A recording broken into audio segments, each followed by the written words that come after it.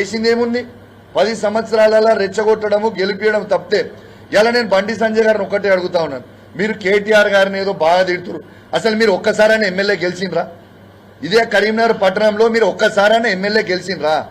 నువ్వు కేటీఆర్ని తిట్టే స్థాయి మీద పెరిగిపోయింది. ఇలా కరీంనగర్, ఇదే కరీంనగర్ పట్టణంలో గమ్ల కమలాకర్ గారు మీరు చిత్తుగా 3 సార్లు ఓడగొట్టిండు కదా.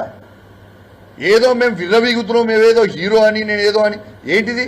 ఇలా 2 సార్లు మీరు పార్లమెంట్ గెలిచింది. ఎట్లా గెలిచిండు? మీరు నరేంద్ర మోడీ గారు వేవ్లో గెలిచిరు, అది మోడీ గారికి ఓటేసిరు జనం. ఇలా మీరు చేసింది ఏముంది? ఇలా మీరు ఒక్కసారైనా ఎమ్మెల్యేగా కరీంనగర్ పట్టణంలో గెలిచిండ్రా? అసలు ఎమ్మెల్యేగా ఒక్కసారైనా మీరు గెలిచిండ్రా? ఇలా మీరు కేటీఆర్ గారిని, కేసీఆర్ గారిని నోటికి వచ్చినట్టు మాట్లాడుతూ ఉన్నారు.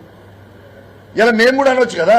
ఇలా నేను సవాల్ విసురుతున్నావు భయ్, నువ్వు అన్నావు కదా డ్రగ్స్ అని కేటీఆర్ గారిని. రా, కేటీఆర్ గారు టెస్ట్కి రావడానికి సిద్ధంగా ఉన్నారు, టైం డేట్ ఫిక్స్ చేయి.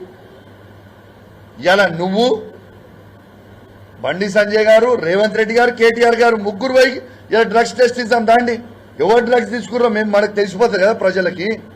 ఇలా మేము కూడా అనొచ్చు కదా బండి సంజయ్ గారు, ఇలా తంబాకు తినుకుంటూ దాంట్లో డ్రగ్స్ మిక్స్ చేసుకొని తంబాకు తింటేనే మీకు ఎంటికలని నూసిపోయిన సైడ్ ఎఫెక్ట్కి గుండు అందుకే అయినరని నేను కూడా అనుకుంటున్నాను.